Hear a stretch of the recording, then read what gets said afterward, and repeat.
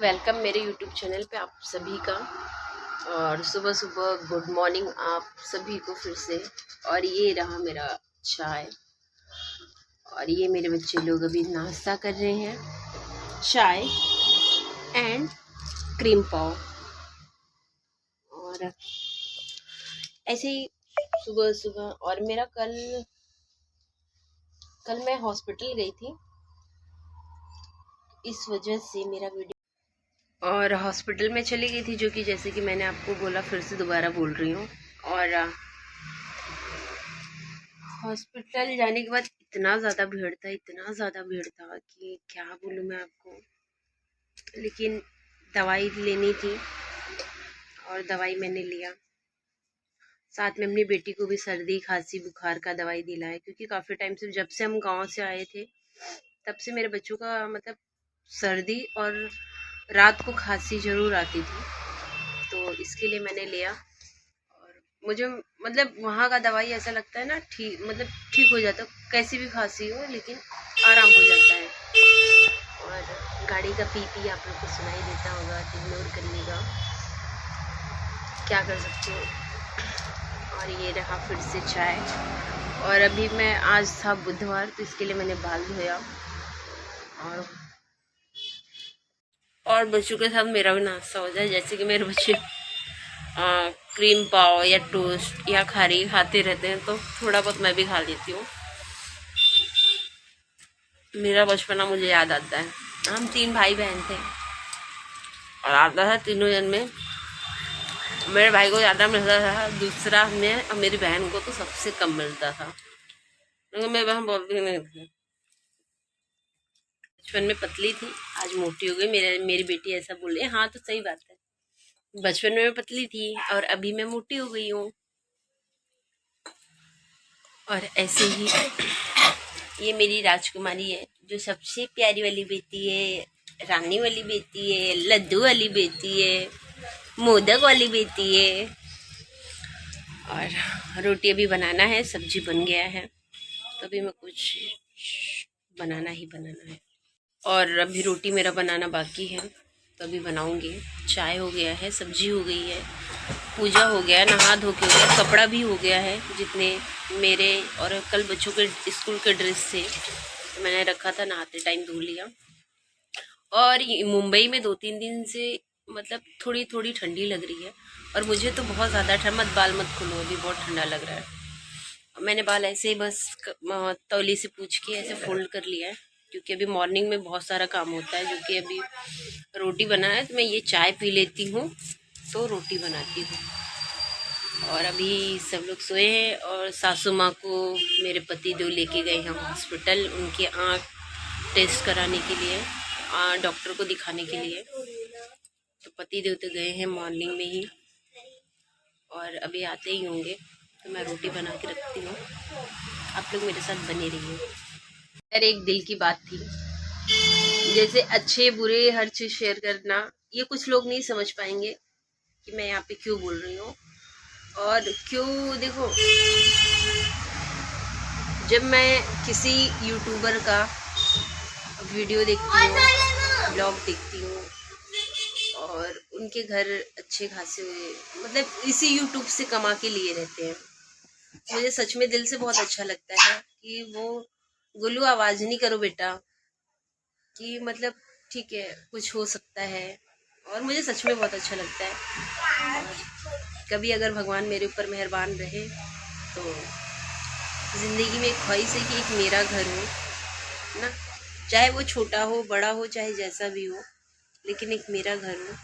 मुझे लगे ये मेरा घर है, और मैं, ये मेरी लाइफ का घर है ना। और ऐसे ऐसे करके आज मेरे शादी के 9 साल पूरे। ऐसा नहीं है कि फैमिली मैटर किसी में होता नहीं है, सब में होता है, थोड़ा बहुत रहता है। हाँ, कुछ लोग में कुछ टाइम बाद होता है, कुछ टाइम में पहले ही हो जाता है। तो इसमें मेन मुद्दा है गार्जियन का ना। अगर आपका गार्जियन सही है, चाहे वो पेरेंट्स हो, चाहे वो माँ बाप हो, या चाहे सास ससुर हो, अगर आपके पेरेंट्स अच्छे हैं तो बच्चे भी वही उसी तरीके। तो मैं पेरेंट्स को यहाँ पे गलत नहीं ठहरा रही हूँ कि पेरेंट्स नहीं मतलब गलत है, नहीं, मैं किसी को गलत और सही बोलने वाली हूँ कौन ना। मैं किसी को गलत नहीं, लेकिन इसी घर के लिए पता नहीं मैंने कहाँ कहाँ कुछ चीज़ें हैं, मैं कभी आपसे शेयर करूँगी कि क्या क्या मैंने नहीं सुना है या क्या नहीं। ऐसा लगता था कि भगवान मुझे घर दे और मैं यहाँ से, मेरी कंडीशन वैसी नहीं थी, तो यही सब है। और मैं वैसे घर से भी हूँ, मेरा मायका भी थोड़ा सा कमज़ोर है। ये जैसे होता है ना कि अगर मायके वाले थोड़े मजबूत हैं तो थोड़ा सा कहीं ना कहीं सपोर्ट मिले, तो ऐसा नहीं है। हमारी पहले, आज से 12-14 साल पहले स्थिति बहुत अच्छी थी। ऐसा नहीं है मेरे पापा कमाते नहीं थे या मेरे पापा हम लोग को कुछ किए नहीं किया, लेकिन हाँ एजुकेशन हमको नहीं दिया, हमको पढ़ाया नहीं। जो कि मेरी मुंबई की पैदाइश है, मैं मुंबई की ही हूँ, लेकिन होता है ना लोगों के अलग अलग दिमाग, अलग अलग चीज़ें हैं। लोग होते हैं थोड़े से मेरे पापा पुराने टाइप के थे कि तुम पढ़ के क्या करोगी, तुम पढ़ के तुमको तो चूल्हा चौका करना है, बर्तन करना है, तुम क्या दिल्ली हाई कोर्ट में बैठना है तुमको। मैं बहुत बार बोली हूँ, लेकिन हर बार मम्मी को बोलते थे नहीं, मतलब मम्मी पापा में होने लगता फिर मैं चुप हो जाती थी। तो ऐसे ही मेरी लाइफ, जब मेरी लाइफ में शादी के बाद उतार चढ़ाव होने लगे तो फिर मुझे ऐसा लगता था कि अगर मैं पढ़ी रहती तो शायद ये सब देखने का नहीं होता, लेकिन ठीक है, क्या हो। लाइफ में ऐसे उतार चढ़ाव बहुत सारे मैंने देखे, बहुत सारे। और जब मुझे मेरी पुरानी बातें याद आती हैं तो मैं आप लोग से एक्सप्लेन भी नहीं कर सकती कि मतलब मैं कौन से दौर से गुजरी हूँ, पता नहीं। तो और आप लोग सोच भी नहीं सकते हो कि मैं कैसे निकली होंगी और कब तक निकली होंगी और कितना रोया होगा मैंने।